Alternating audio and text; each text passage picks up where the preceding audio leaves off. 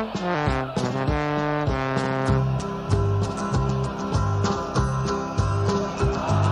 we come, blue and white, and we're looking good. You'll be in for a fight, and we fight pretty good. Getting goals is our job, and we get goals good. Looking good, we are Carlisle United.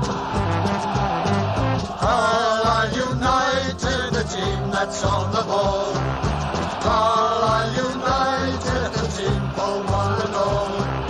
You're looking good, and we're with you all the way. You'll hear us singing every time you play. Bring me sunshine. Hello everyone and welcome to the Brunton Bugle, a podcast focusing on the trials and tribulations of Carlisle United Football Club. From Sean McGinty to Jordan Mustoe and George Thompson to Jeff Twentyman, we've got it covered. This is episode 16 and today we're going to be reviewing the thrilling weekend draw at Grimsby and looking ahead to the midweek fixture against the nearest club to us via road according to Google Maps. That's 70 miles and it is shorter than Barrow, which is 85. There will also be the usual general news roundup, although there's not really much to report, and a look at what ex-Blues have been getting up to. For this episode, I'm joined by Mike Boove. Mike, how's it going? Yeah, it's going good. Obviously, a little bit flat compared to the last time we spoke, but, we're still unbeaten, aren't we? So it's not too bad.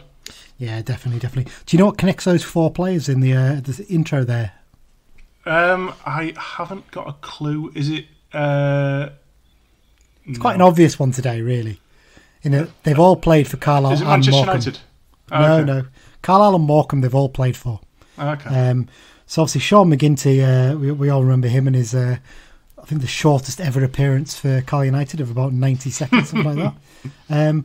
Interesting, McGinty, he's only 27. You think he's still playing for Greenock Mawson now. He's had 13 clubs in his career. He's actually had, I think, 16 different spells, but I think few of them have been clubs at the same time, but he's had 13 different clubs. It's astonishing, isn't it? It's not quite Trevor Benjamin territory, but No, I mean, I remember when he played for us, our fans, because our defence wasn't that good at the time, and our fans was basically like, appealing for him to get some game time. But it seems we weren't missing out on much, were we? No, he's dross by all accounts. So obviously, Jeff Twentyman, everyone knows, obviously the man who, when he was sold to Liverpool, effectively paid for the new main stand. George Thompson was a goalkeeper in the late 50s, early 60s. He made just over 200 appearances for the club. Just before Alan Ross arrived, really, he was Carlisle's main keeper. And Jordan Mustoe, so you remember Jordan Mustoe had a loan spell for us from Wigan, wasn't it, I think? Decent little player, wasn't he? He was a tidy little player. Yeah. Interesting, I've been looking at his career here since he left us. So he had a spell at Morecambe. He played 5 games at Morecambe. He only played 14 for us. His only career goal so far is for us. I can't even remember who he scored against. But obviously he was at Wigan and they had loan spells at Barnet, Morecambe, Carlisle, Bury, Wycombe. Actually had 2 spells at Morecambe, to be fair. I think if I remember rightly, is he a really short arse? Is he really short? He's 5'11", so is he? Okay. A bit taller than you think. But we had a few left backs around that time, and on loan, and I all sort wonder, of blend into one. I wonder if you're mistaking him for Danny Redmond, who also came on loan from Wigan, who was a short ass. He was only about 5'7", I think. But obviously after he left Wigan, he had a short spell at Accrington Stanley, but then he's taken quite a tour since then. He's he started the first club after leaving Accrington is Westerlo, which is in Belgium. I have a funny feeling that Francois Soko might play for them as well. Not 100%, but he had 46 games there.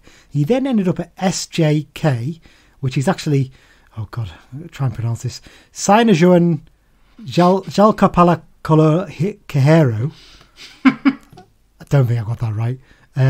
Who were in the Finnish league. He then went to Dynamo Bucharest and had a 3-game spell there. Now, I'm not sure if Dynamo Bucharest has sort of dropped down the leagues or anything in Romania, but I always remember them being quite a big club back in the day. Yeah. He's now playing for Al Nazir in Oman, in the Oman Professional League. So, bit of an interesting career really since he's left us, isn't it? It's not the normal one, but yeah. So that's why I picked those 4 basically. I always try and, if I can, link it to the club we're previewing the game against. But I know you normally do, but when you said it, I didn't have a clue that any of them had played for Morecambe, so there you go. Well, with Thompson in 20 minutes, obviously back in the old non-league, before even the conference existed days, so not quite as well known. But yeah, the rest. Sometimes I'm able to find players that link and then the names alliterate, but not always. Anyway, I think that's enough of the general chat, isn't it, Mike? We rambled on a little bit there, so let's get straight down to business. Not really any news to report as such today. I think me and Dan are going to go through some of the stuff that Nigel Climmins and David Holdsworth have been saying on the club website. We're going to do that later this week. So let's talk about the FA Cup first round. Obviously, me and Dan sort of did a preview of the fourth qualifying round at the weekend. And delighted to say 2 clubs local to us, Mike, have got through to the first round for the first time in a long time, haven't they? Yeah, it'd be nice, for us to get them. I think as well, obviously Marine and Skelmersdale you're referring to. It'd be nice if we got one of them, because I feel if it was away from home, it'd probably be televised, because they're quite low-ranked teams. Yeah, it's still not very clear, is it, as to what the situation is with fans in terms of are fans going to be allowed to go to some of these games or not. It's a strange one, isn't it? Looking at the actual the numbers for the draw, I was thinking to myself, there's not been any replays. But I remember, of course, there isn't replays this season, is there? I think that I'm not sure if that's the case with the first round, but in the qualifying, it was straight to penalties, basically, wasn't it? But yeah, looking at some of the teams we could face, Darlington, it'd be nice to play them again for the first time in a while. Skelmersdale, South Shields would have been a belting game, I think, if fans had been allowed. Hartlepool, obviously, for old time's sake. FC United, Manchester. AFC Fylde, we've still not played them in a competitive game. Marine, as you'd mentioned. I mean, there's not a lot of point naming all these teams, to be honest, because we're just going to get like Plymouth away or something like that, aren't we? As me and Dan said on last week's preview show for the Grimsby game, absolutely nailed on. We will be the last ball out, as we are in every single draw that seems to happen at the moment. But we'll be watching the draw this evening, hoping we get one of those games. I think another one we didn't mention there, Chorley, would have been a cracking game as well if fans were allowed. But as it is, it's not going to happen. I don't think we're going to. Or we'll just end up with the really interesting one of Cray Valley, but Cray Valley Paper Mills, to give them their full title, terrific name. But yeah, hopefully get an interesting draw there. But it's one of those ones. Are you really that fussed this season about getting through to the third round? Because fans are probably not going to be allowed, even if we did get Liverpool or Man United away. Well, that's the thing. It's not the financial incentive that it normally is it? I mean, that Liverpool game in the League Cup made us so much money a few years ago, and obviously there is prize money from the FA Cup, but it's like a 5-figure sum. It's not. It's reduced this season as well. You used to be quite decent. I think it's slightly reduced due to the lack of money coming in, because the money comes in the sense of when you play an FA Cup game, I think 45% of the money from the tickets is kept by the home team, 45% by the away team, and I think it's 10% goes to the FA, which goes into basically the prize pot for the competition. So obviously this season that's down dramatically, to put it bluntly. Yeah. So it's going to be interesting to see how that works. But I mean, at the same time, I mean, if we could get to the third or even fourth round, could fans be allowed back in by then, maybe in some capacity? We'll have to wait and see, won't we? It'd be nice if there were. Also, we've not really had anything yet in terms of what's happening with streaming for these games. Obviously, league fixtures, it's fine, but the FA Cup, there's still a bit of. I know in some of the qualifying games I've seen, I think one of our local teams, Prescott Cables, were away at Darlington. I think there was a stream on for their game, possibly. Now, I don't know what's going to happen once you get to the proper competition after the qualifying rounds. But yeah, hopefully we'll have a bit more clarity about that this week, is what we're praying for. Okay, that's pretty much covered that in terms of news and that sort of stuff. So let's get on to the Grimsby game review. So yeah, Mike, unbeaten run now stretches to 5 games, but safe to say this one will not stay long in the memory, with the exception of the terrific, let me have this one, McKeown goal. Get it? Yeah. McKeown goal? Yeah. Yeah? No? Yeah. Okay, we'll move on for that. Ian Holloway actually himself said it's the worst game he's ever seen. It wasn't a classic, but I don't think I would even put it in my top 10 worst Carlisle games. I think there was chances there, but yeah, it wasn't a great match. At the end of the day, I can think of the worst game we went to together a few years ago. It was worse than this, and that's that game against Barnet that we always. No, God, yeah. We got in 15 minutes late, and quite frankly, it wasn't. Could have been 90 minutes later, and I would have been more happy. Yeah. It was that bad. Yeah, one of those games after you feel a little bit deflated, but then you take a look at it, and in the context of things, it's our best start to a season in since the 2007-2008 season. So, with a bit of context there, maybe you think to yourself, it's not actually that bad a result. What do you think? Yeah, it's not bad. I mean, what pains me is it seems like Ian Holloway had us absolutely sussed. I mean, a couple of people have said Coyote was a bit off the boil, which I'm not going to disagree with, but Coyote's good at sort of playing with his back to goal and feeding in sort of other strikers, sort of, making runs in behind, and they just dug a very deep defensive line, and there was no sort of space for anyone to be running in behind. There was no, and if teams are digging deep, it's sometimes nice to maybe have a central midfielder that can hit it from 20, 30 yards, but we don't have that, and they was just sort of sitting deep and letting us kind of just run the ball into nowhere, really. Yeah, I think it's a fair point. It's one of those games, the first games probably this season, where you look and you think, could have done with a bit of creativity in that midfield really to unpick the locks, because we're fairly functional in those areas and we rely on creativity from Toure and sort of out wide generally. But today, I think it's one of those games you almost think, was it worth maybe throwing Conor Malley on for half an hour and seeing if he could do anything with it? But I think as well, some of the players are looking pretty jaded. I mean, I'd rather see Gavin Riley start at 100% than say Gimme Toure start at 80%. Well, let's bring that on then to the first point I've got down here. It's one of the main talking points of the game, Mike. It's not actually the first one on the list I sent you, but it's second. So time for a change in attack. We mentioned Coyote there, and I want to say critical of him in his performance in the last couple of games. One thing I have thought about this when I was sort of doing a little bit of research for doing this today, we've got to remember he's still only 20 years old. He's not like, at the moment, he's basically the main man in our attack. He is effectively a target man, the focal point. And he only turned 20 back in May. So he doesn't turn 21 until the end of the season. So are we expecting maybe a little bit too much of him? And maybe is it time to take him out the firing line a little bit? Because I don't think he's really even been on the bench since he arrived, has he? He's generally, when he's been fit, he's started every game. Is it maybe time to give Riley a run up front there, maybe?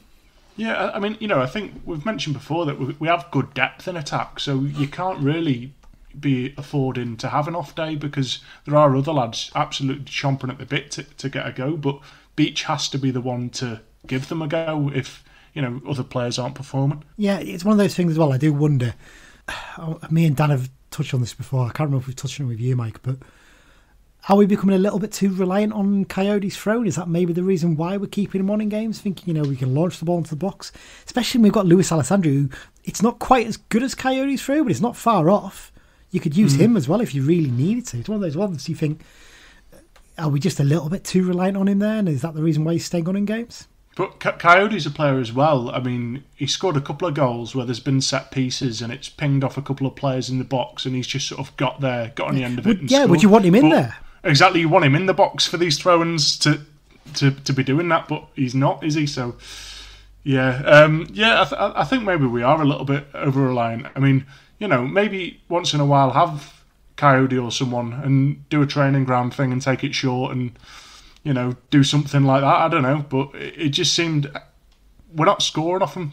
They look sort of threatening, but we're not really scoring off them. I think you got it right in the sense that you said Grimsby had a sus, and I think they actually dealt pretty well with our long throws. I think the first side I've actually seen this season who look like they were a little bit switched on, and I think they also recognise the fact that they've got a keeper who's not the biggest keeper in the world, and I think they protected him very well, actually, to be fair on them. But yeah, I think maybe it is time for a change in attack, especially the fact you've got all these games coming thick and fast. We've got another... Starting with the game against Morecambe, you've got something like, is it 4 games in 11 days? You maybe need at least one of these games coming up, possibly Exeter, maybe not tomorrow, is to freshen it up front a little bit maybe and give Coyote a rest, possibly. We've mentioned potentially giving Toure a rest as well, but at the moment, I think he's our only real creative outlet, I think, at times going forward, so you've got to really be careful with that one. Hopefully Patrick will be back soon, but it's a difficult one, isn't it? Like I say, you'd rather have Toure at 100% because the past couple of games he just hasn't totally seemed on it really. Yeah, well, I'd say at the weekend I think he was our best player, possibly. I think he was the only one who looked like he was going to create something, and therein lies the problem. You need another option there potentially that he's going to take a bit of the pressure off him, because it's all right saying, oh, but he's going to pick up 2 or 3 men are going to start marking him. But, well, if no one else is going to do anything with the ball, it's pointless because they are basically taking our only creative threat out of the game potentially. Okay, well, you mentioned there about strength and depth there, Mike. So I'll move on to this one, changing the game. So do you think Beach is still struggling as a manager? It's one of these things that I think a lot of people say is the things that managers find or coaches find the most difficult when they step up to be a manager is working out when best to make a sub, when's the best time to not do it too early and not do it too late. Do you think Beach is maybe still finding his feet in terms of the right time to make subs? And additionally to that, is our bench actually strong enough at the moment with those 2 or 3 injuries we actually got in attack? Obviously, Abiro didn't feature on the bench at the weekend. He maybe will come in after having a couple of training sessions now for tomorrow night's game. If Abiro wasn't ready, why wouldn't you not maybe take Lewis Bell as an extra attacking option? Because it was a bit of a defensive-looking bench at the weekend, wasn't it?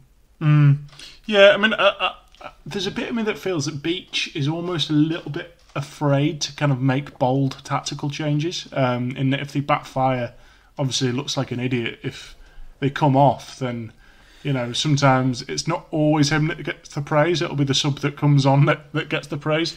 But yeah, so obviously he is still finding his feet, just as the players are really, and but hopefully he is learning. Yeah, it's a fair point that, I mean, when you look back at his time in charge, to be honest, I'm struggling to remember a lot of the games last season anyway, because it sort of ended abruptly and they all sort of blend into one. It wasn't a great season. But thinking this season, I suppose he hasn't really had to get the game as much, but the one time I can think when the game really changed was when he brought Gavin Riley on against Colchester, and he was fairly quicker to make that sub, I think, from memory. I might be wrong on that. But yeah, I think he's a little bit slow maybe sometimes to make those subs. And you look at the weekend, and I know on the radio they were saying, well, what options does he have on the bench? We've only got Gavin Riley. So, well, what's the point of having those people on the bench then if they're not going to change against? Except with your Jack Armours and your Max Hunts, you only really want to use them if you really have to because of injuries or there's big problems at the back. Divine, similar-ish. Then I look at Charters and Malley. Well, it's one of those games where we're lumping it long where the wind was really holding up or taking it too far.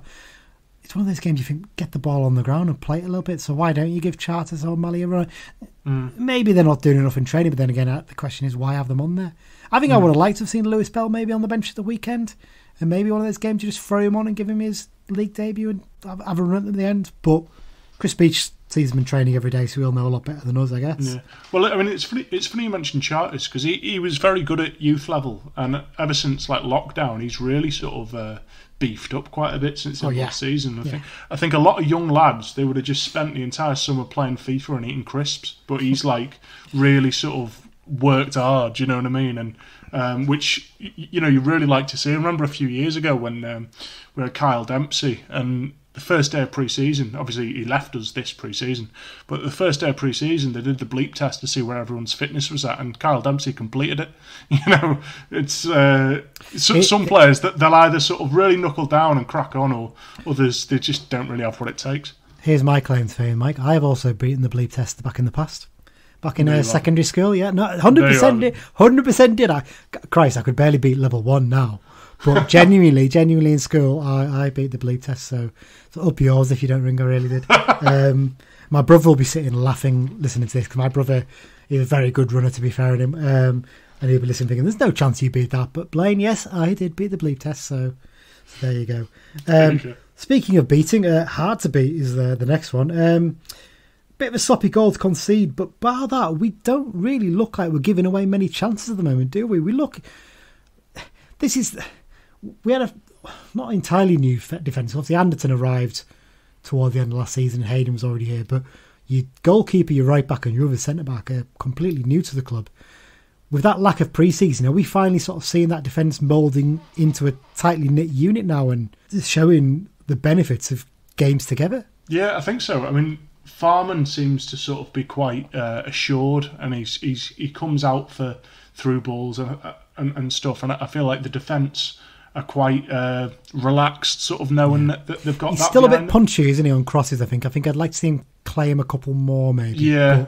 But then again, some keepers just do that, just get rid of the ball, get it as far away as you can. So yeah. But yeah, I agree. I think Farman definitely the first couple of games, I was a little bit, is he actually not going to turn out to be as good a keeper as we hope for us?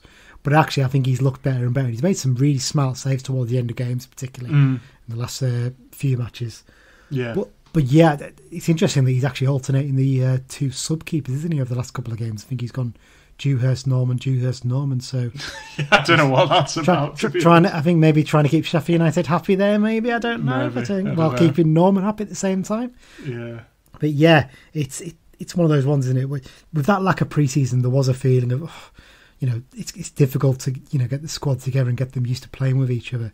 But now they really do look like they know each other's games. And McDonald, the first few games we did say, oh God, we've maybe signed a bit of a dud here. But actually, last few games, when he gets the ball, a couple of them he shanks out of play, but he looks quite assured now, actually. He's playing the ball quite well. So, yeah, it's one of those things that when we talk about match previews for games right now, we're not saying, I think Armour needs to get a run, or maybe Hunt needs a chance in the back there. It picks itself at the end of the day. There's no doubt in that right now, is there? No, not at all. No. Any other thoughts on the Grimsby game then, or?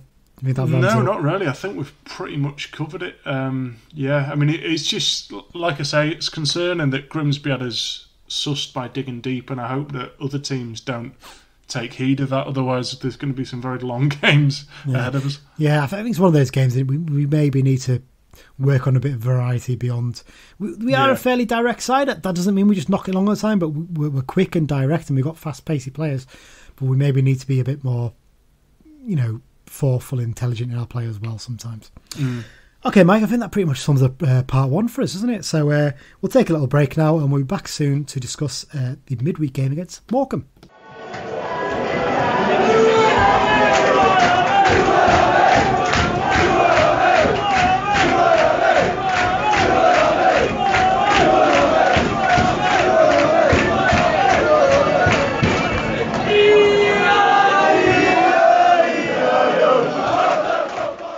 Okay, welcome back everyone. It's time for part two, and that means time to look ahead to a game against the team we considered our nearest local rivals until this season, our friends down the M6, Morecambe.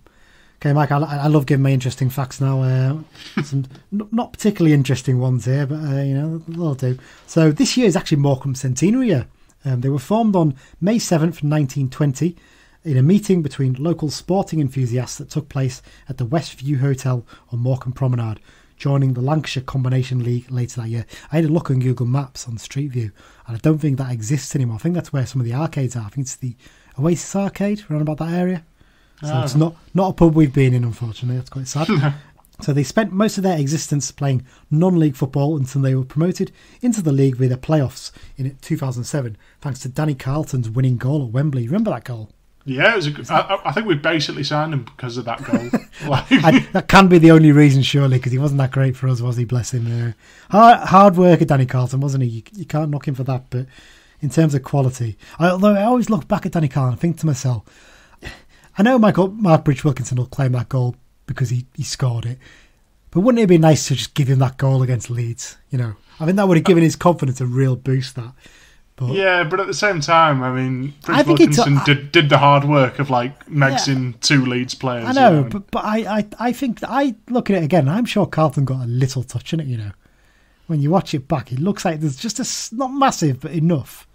But it would have gone in anyway, whether he touched it. Yeah, so, I was in the Warwick behind the goal for that goal, and I didn't think he got a touch at the time. But like you can make out what was going on in the bedlam of that goal. Yeah. So their nickname is the Shrimps, but their mascot is Christy the Cat, probably because a stuffed shrimp costume would be utterly horrific. Just imagine that in your head now, Mike. A big stuffed shrimp in a Morecambe shirt. Yeah, although, it's slightly off topic, but one of the best mascots that I've ever seen in my life was Scarborough away. They had a seagull, and obviously their sponsor was McCain's and the McCain Stadium and all the rest of it. And they had a girl that just carried around a big foam chip with her. That was it. Wow. I thought you were going to mention the Partick Thistle one. Well, I've seen that as well. That's terrifying. If anyone has not seen it, search for Partick Thistle mascot. It's equal parts amazing and equal parts baffling. It's basically just a giant explosion, isn't it? And it's like a 3-year-old has drawn a picture of Lisa Simpson. Yeah. And it's just awful. Or a 3-year-old has drawn the sun from Teletubbies and said, there you go, that's a mascot, put some legs on it. But it's brilliant at the same time because he got them so much PR and attention, didn't he? It was genius. Brilliant. Yeah. Okay, and finally, the 2-time heavyweight world champion Tyson Fury actually lives in Morecambe, and he's actually invested quite heavily in sports facilities in the town. Particularly, he purchased the land behind the Mazuma Stadium to set up like loads of sports facilities to get young people into sport. It's quite a good thing, really, isn't it? Really nice to see someone putting the money back in that way. But yeah, I don't think he's a Morecambe fan though, is he? I think he might be a Man City fan or something like that. I'm pretty sure he's from Manchester originally, anyway. Okay, so let's just get on to Morecambe themselves and the current Morecambe team, that is. So, actually, that was another fact. I forgot to put this one in. Sorry, Mike. Did you know Morecambe have never been relegated in their entire history? I did not know that, no. No, straight. Even in non-league, they were never relegated once. That's amazing. That is mad, that, isn't it? Yeah. Imagine how shit it's going to feel for their fans the first time they get relegated. This is what it feels like. They'll be blown away. I mean, we're more than familiar with the yes, Yes. So yeah, I think in the pre-season preview, Mike, we expected them to do not too bad this season, didn't we? I think we thought it would be tough for them, but they probably had just about enough to keep themselves out of trouble, maybe, and particularly with the manager they've got in charge, I think. Yeah, I mean, it's interesting. You look at their side on paper, and I feel like 5 years ago, that would be a very, very good team. Like, there's a few players in there. I mean, like Stephen Hendry, he was very good for Hamilton, and he got a big move to West Ham, didn't he? There's him. Cole Stockton, you could say 5 years ago, was sort of, that's when he was banging him in for Tranmere and got his move to Hearts. And, there's other players as well. I mean, like Adam Phillips was really well thought of at Liverpool. I think he's on loan there. Yeah, I think there's like that Gibson lad as well as on loan from Newcastle's meant to be quite well thought of, I think, as well. Yeah, so, they do have a good team. And I think, but it's weird. You look at them this season, and the most possession that they've had in a game all season was 49%. And that was in their game against Cambridge, which they lost 5-0. They got beat 5-0. Yeah, exactly. But that's the most possession that they've had all season. And they've been winning games on like 33%, 32% possession, which is actually quite concerning for us because we've been sort of dominating teams and not finishing them off. And if they're able to sort of counter against them sort of teams, it could well be a difficult game for us. Yeah, I mean, you look back at their results so far this season. I'll get on some of the more other interesting bits in a minute. They've beaten some decent sides. They've beaten Port Vale and they've beaten Cheltenham. Both teams you'd expect to be right up there at the end of the season. So there've been no mugs. But what I would say is I think illness and injury have just started to catch up with them, and they're one of these teams where you look at us. We've had about 6 players out, but we're fairly comfortable at the moment. You take 6 key players out of their squad, and suddenly it starts to look thin. I think they only named 6 subs at the weekend against Forest Green, and and that's not one of those ones where there's no youth player to have on the bench like Barrow and Harrogate have. I mean, they genuinely just didn't have the players available to them at short notice. So yeah, okay. So head-to-head record, Mike. Bit of a weird one, this, isn't it? In that in league fixtures we played against them, including the conference, the home teams never won a game in these matches. Wow, how mad's that, isn't it? We've never beat them at Brunton Park in the league. And they've never beaten us at the Globe or the Christie Park. That's crazy, isn't it? Yeah, they've only won twice at Brunton Park. I think. Remember one of them about 5 years ago was, if you remember that game that Jamie Devitt had, and he basically, I think he got a standing ovation when he got subbed later on in the game. He was outstanding for them that day. Him and Sean Miller. And obviously for us, we've had some pretty memorable wins at the Globe Arena, haven't we? And some great goals we've seen there. Yeah, I think Jason Kennedy scored an overhead kick there. Jason Kennedy overhead kick, and I think Jack Sowerby scored a brilliant curling goal from outside the box. I think Jamie Devitt scored a free kick there, and Danny Granger's got a long range of it. So down there we tend to score spectacular goals. For some reason, we just seem to struggle against them at Brunton Park. It's hard to explain, really, isn't it? I think we might have beaten them once in the FA Cup at home, possibly. Not 100% on that. I know we've drawn against them in the FA Cup and we've beaten them in the FA Cup. So I'm not 100%. Obviously, that would have been a replay, one of those games. But not sure which way around it is. So, yeah, in terms of head-to-heads, we've played against them 22 times in all competitions. Won 7, drawn 12 and lost 3. In the league, it's 4 wins, 8 draws and 2 defeats. So that's how that stacks up. So Morecambe this season, in the league, they're currently in 11th place after 8 games with 13 points and a -1 goal difference. They're 1 point and 4 places behind United. Now, this is an interesting one. This one should play into our hands, surely, if we wouldn't have a go at them. So far this season, they've conceded an average 2 goals a game exactly. 16 goals in 8 games. So, I know obviously 5 of those came against Cambridge. Sorry, yes, you're right, Cambridge. So, 1 game for those 5 goals, but still shows that they're conceding goals freely, aren't they? So, really, we should be looking to get at least 1 against them, shouldn't we? Yeah, definitely. In their last 6 games, they've won 3, drawn 1 and lost 2, but actually, they haven't won in their last 3 league games. They went out in the Carabao Cup, 3rd round, after a 7-0 loss to Newcastle United. Their manager's Derek Adams, who... a bit of a surprise when he took the job, wasn't it, a couple of years ago? Because his stock was fairly high, wasn't it, from how he'd done north of the border and obviously at Plymouth. Yeah, quite surprising, really, that he went there, wasn't it? You'd have thought he maybe would have got himself a bigger job, having done well at Ross County and Argyle. But he fair play to him, he's done well there, hasn't he? Following on from Jim Bentley, who, might look back and think that wasn't the best of moves for me to go to AFC Files, and drop down 2 divisions now. He's done a very sterling job on a low budget, and the early signs this season is actually he might have done enough to keep them out of bother for most of the season, do you think? Yeah, I think so. I mean, there's certainly a lot more than 2 teams that I'd have down as worse than them this season. Southend, for example, just look a mess. Yeah, yeah, exactly. But I think they've got to be down there with the lowest budgets in the division. I'm fairly sure they have got the lowest budget. It wouldn't surprise you if they were, and that's just a testament to how well they've done as a club, really, to keep themselves in the league since they come in. Because I can't imagine there's been many times when there's been a team with a lower budget. Macclesfield maybe at a push. I'd imagine most seasons they start with the lowest budget and yet amazingly keep themselves in the league year after year. Yeah. Brought in some actually quite decent experience over the summer, didn't they? Kevin Miller from Bradford is one that I think we all looked at. That's a hell of a good sign for them. You mentioned Stephen Hendry previously, and Ben Pringle is a pretty good midfielder. That's after they saw Barry Roach retire and Kevin Elson leave. Yeah, well, yeah, I mean, Pringle is another one as well. 5 years ago, I think he was tearing us to shreds for Rotherham, I think. Yeah, I think he was at Preston, wasn't he? I think he went on loan to Rotherham, possibly. Yeah. But yeah, he was a cracking little player a few years ago. So he's certainly sort of quite a creative midfielder. So yeah, be interesting to see how they get on. Yeah, he was. I think he was at Rotherham, like you said. Then he went to Preston from there. Didn't play that many games for Preston, and he had a spell at Gillingham. But he was a quality player when he was at Rotherham. Definitely couldn't disagree. Couldn't agree with you more there. Interesting. He's from the northeast, Ben Pringle. I didn't know that. I always thought he was from down that way, but he started out at Newcastle Blue Star. Can't remember them. There you go. Yeah.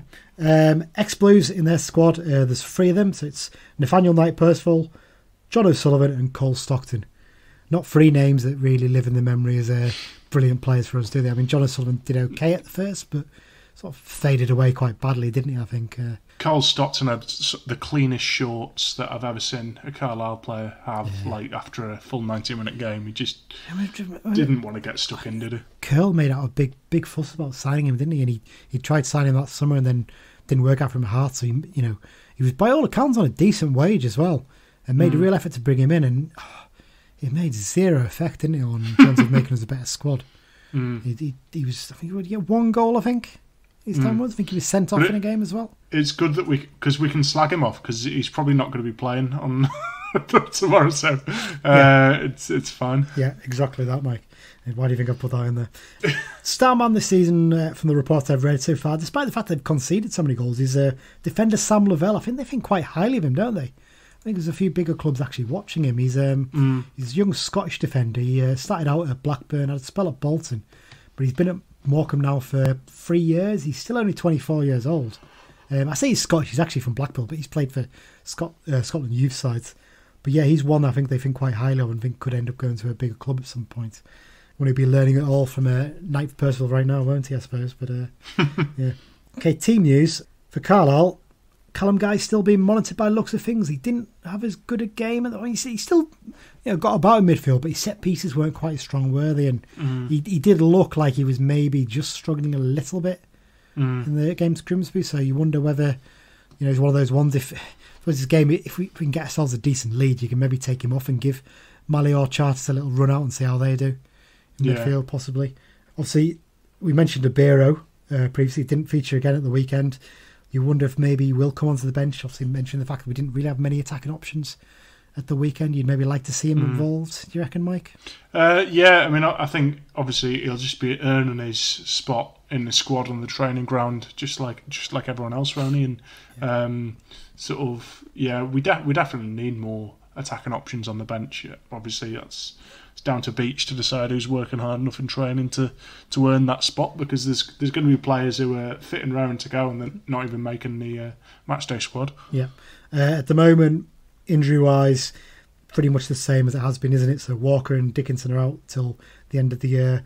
Patrick still a little bit off by the looks of things, and Josh Dixon again still a little bit off, building up his fitness. Morecambe team news. Where do you start with this? I do feel for them a bit. For once, I've been able to actually find out, and despite the fact that their official website's not as well updated as a lot of others, they do still have all the team news on there. So you've previously mentioned, Mike, that Cole Stockton is not going to feature tomorrow. That's because he's self-isolating, because he's come into contact with someone who has tested positive for coronavirus, as has defender Harry Davis. So there's two key players out of your squad straight away. I think both of them probably would have started the game, I imagine. So they're the players. I think their physiotherapist, Simon Farnworth, is also self-isolating for the same reason. The goal scorer at the weekend, AJ Leach-Smith, ex-Crew Academy product, I think. He scored, obviously I mentioned he scored the weekend. He's out for 4 weeks though with a hamstring injury. Also unavailable, Liam Gibson, the loanee from Newcastle. He's got a hamstring injury, and I think it's probably going to come too soon for Alex Kenyon and Ryan Cooney as well. They only named 6 subs, as we mentioned before, against Forest Green, so they are very much down to the bare bones. Couldn't really pick a better time to play them, could you, really? Well, yeah, not on paper, but the game isn't played on paper. There's absolutely jinxing any chance of us getting a result now by saying that. But it's one of those ones. A full strength Morecambe, I think, would give us a tough game. Morecambe with 6 players out, we should have enough to beat them. We really should. Okay, Mike, then let's do the traditional predictions for this game. What are you going to go for this time? I'm going to go for a very sort of boring and conservative 2-1 Carlo. Okay, you're going to go for goals? I'm going to go for Torre. He's going to get his first goal. And I'm going to go for Gavin Riley as well. He'll get his first goal for us. Very good, very good. That's what we want to see. I'm going to be bold. I am going to be bold and say 4-0. Oh, I think those injuries will just catch up on Morecambe, and I think they'll find it pretty tough, and hopefully we'll have Riley and Abero to bring off the bench as well. So I'm going to go for goals from John Mellish, back on the score sheet again. I think he probably will start with Coyote, so I'm going to go Coyote, Gavin Riley, and then let's go for Callum Guy as well. So there you go. We have a habit when we go to games in that, like, we'll both do a scorecast bet, and one of us will get the score right, and the other one will get the goal scorers right. Oh yeah. So if somebody wants to put a bet on based on that logic, then you may well make a few quid. Exactly. Okay, Mike, then let's move on to XCUFC updates. So we've got a few here. Elias Sorensen. There's a name we thought we wouldn't hear for a while. He scored his first senior goal for Almere City in a 2-0 win over NEC Breda in Holland. Interesting he's managed to get a move to that. I'm not quite sure. I think it's Dutch second division, isn't it? Possibly Almere City. I'm not 100% on that. I'll have to double check that in a sec. But maybe a little bit of surprise he managed to get himself such a decent move, really, isn't it? Because he was absolute crap for us.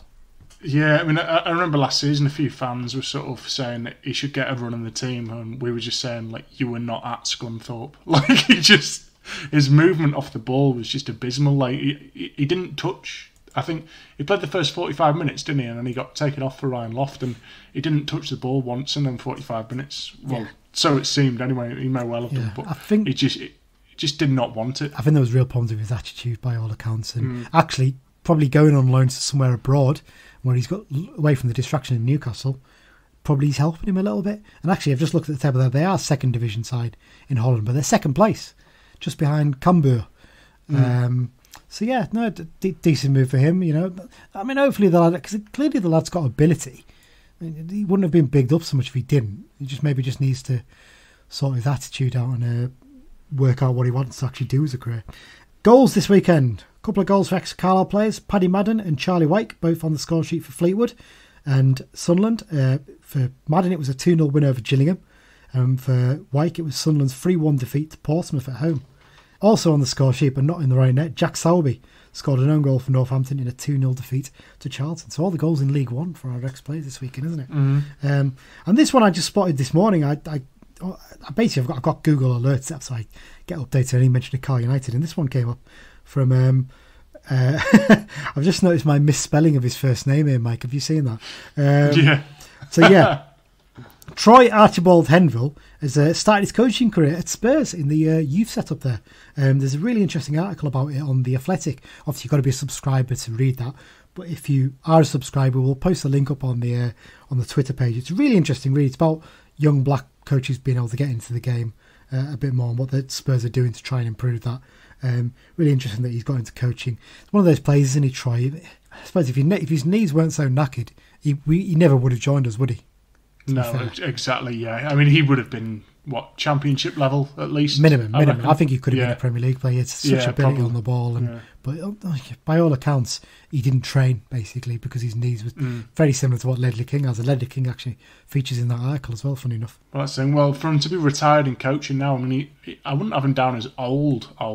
He's probably about 33 or so, maybe. 30. Let me have a quick look and check that for you, Mike. Troy Archibald Henville, 31. 31, there we go. That's pretty sad, really, isn't it? Because, like I said, a player of such ability, you'd have loved to have seen him. But it's good that he's got the gig at Spurs anyway. Yeah. I'm sure he'll be quite happy. They're back in London as well. There was always a feeling that you wanted to be back there. Good luck to the lad. Decent player for us when he was fit. Sadly, not as often as we'd hoped. No. Okay, Mike, I think that's it for this week, except we've just got a little bit of breaking news as we're just after we're recording here. That a bit of transfer news. Jamie Armstrong, the first-year professional, he's joined Kendal Town on loan until January. He's an attacking midfielder. He joins Charlie Birch, Charlie Barnes and Liam Lightfoot there. By all accounts, the three young lads actually are doing quite well at Kendal, from what I've been reading. There's kind of expectation. Kendal are sort of club, aren't they, that they don't get particularly big crowds. They don't have particularly big budgets, and because of their location, they struggle to attract players sometimes, don't they? So it's a difficult one for them. But actually, I'm just I'm trying to load up their league here to see exactly where they actually are in the division this season. They're in 8th place, so they're doing all right, Kendal, actually, this year. They're normally down near the bottom, so after 7 games, 8th place, I'm sure they'll be quite happy with that. As I said, by all accounts, the 3 lads who are already there are doing fairly well so far. So hopefully Jamie can go there and help push them up the table and challenge up near the top, where, shock horror, it's Workington who are top of the league so far. 8 games, 5 wins, 3 draws, no losses. Well, you expect from Danny Granger, don't you, in the way he's done things there. So, thanks again, Mike, for joining me there. You'll know why I said John in a sec. So thanks for joining, Mike. Really appreciate it. So we've got the John Coleman special. That's coming up this week. I'm going to get that put together. I had a really good chat with John last week about his new book. Some really interesting stuff come out of it, particularly how he came up with the goals for the book and how sometimes, some of the players he picked particular goals and you think, that wasn't the best goal scored by him, but there was reasoning behind it. So it's really, really interesting and worth a listen. And find out whether he had some doubts over one really big goal, whether he should put it in or not. And he got told by his missus, don't be an idiot, put it in. So there you go. So if you've got any comments or feedback, or there's anything you'd like to suggest we discuss, please send them in via Twitter to @BruntonBugle or by email to bruntonbugle@gmail.com. Remember, you can subscribe to the podcast via all good podcast apps, including Acast, Spotify, Apple Podcasts and Google Podcasts. Please do also give us a review. We really appreciate the excellent feedback we've had so far. So, Mike, do we want to do the usual world map update, see if there's any new ones? Just a quick glance here. It does not look like there's anywhere new. Portuguese listeners are still tuning in. Thank you very much to those guys.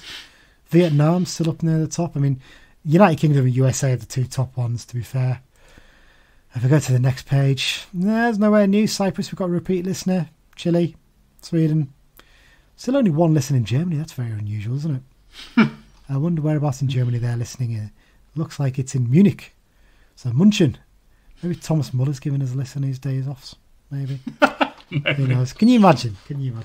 Okay, Mike, I think that's enough. I'm rambling on now, talking absolute rot, aren't I? So, yes, thanks again, everyone, for listening. Really, really do appreciate it.